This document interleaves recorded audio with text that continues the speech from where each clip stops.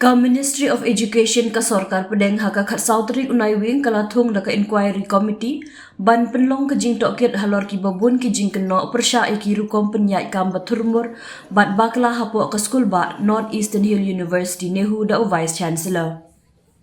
Kanika komiti ka kentup ya Professor DP Singh chairman barim ka University Grant Commission UGC kum chairman ka inquiry committee bat Professor Dilip Chandranath Vice Chancellor barim ka Assam University kumudkhot ka committee.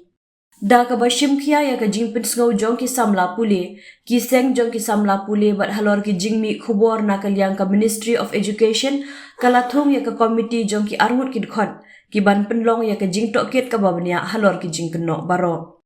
Kini ki jingkynnoh ki long halor ka jinghiar arsut ha ka kerdan jong ka university ha ka National Institutional Ranking Framework NIRF namar ka jingpulom ha ka rukom penya iki kam jong ka school ba ki thungkam bian ka bakentup ya registrar ba ya deputy registrar ka balam sya ka jinghiar kerdan jong ka university kabamla penbiang ya ki jingdon kam bakong san ha ka school ba kentup ya ki jingte ka balakta ya ka pule puthi bat ka bahakam yat jong ki samla pule bat halor ka jing skap menti jong VC ya ki babun ki jing ujor bat ya ki dorkhas na ki seng samla pule kentup halor ka jing dawa ban wanra ya ki jing kela ki bedon kam.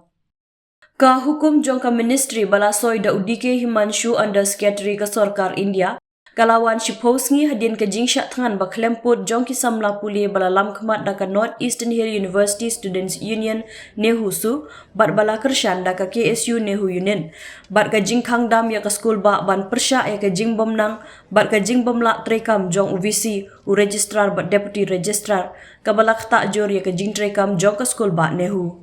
Kani ka komiti kan penlong ya ka jing tohkit halor ka wei pa ka wei ka jing ujor bat ban IT ya ka kaipot hapo ka khatsan sngi kentup ki jing ajimut ban la penbet ya kini ki jing baro. Ka ministry kala batharu ya ki bor penyai ka NEHU bahkan ai ya ka jing trilang bapura bat ka komiti bat ban penbiang ya baro ki jingdon kam ki bayade bat ki kot kisla bat ki wei pat ki badon kam na ka benta ban penlong ya kani ka jing tohkit.